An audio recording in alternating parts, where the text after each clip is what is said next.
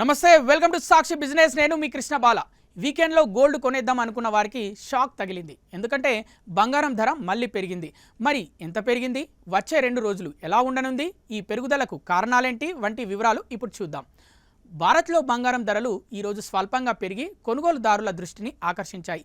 ముఖ్యంగా 24 carrot, 22 carrot, 18 carrot బంగారం ధరల్లో పెరుగుదల కనిపించగా వెండి ధర మాత్రం స్థిరంగా కొనసాగుతోంది.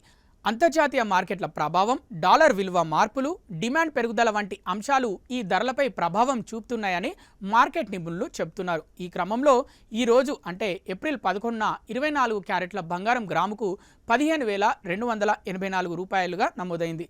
ఇది నిన్నటి ధరతో పోలిస్తే కేవలం 49 రూపాయలే పెరిగింది.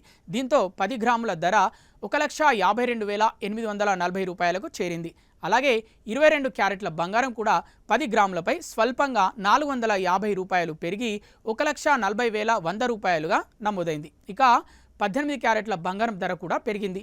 గ్రాముపై నిన్నటి కంటే 37 రూపాయలు పెరిగి 11,463 రూపాయల వద్ద కొనసాగుతుంది. 10 గ్రాములకు 370 రూపాయలు పెరిగి 1,14,630 రూపాయల వద్ద ట్రేడ్ అవుతుంది.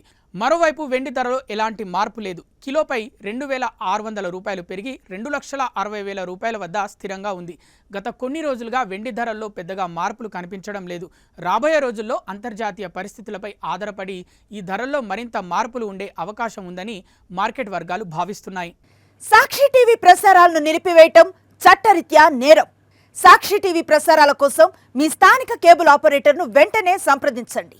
DTH లో, ఇంటర్నెట్లో కూడా సాక్షి టీవీ ప్రసారాలను వీక్షించవచ్చు.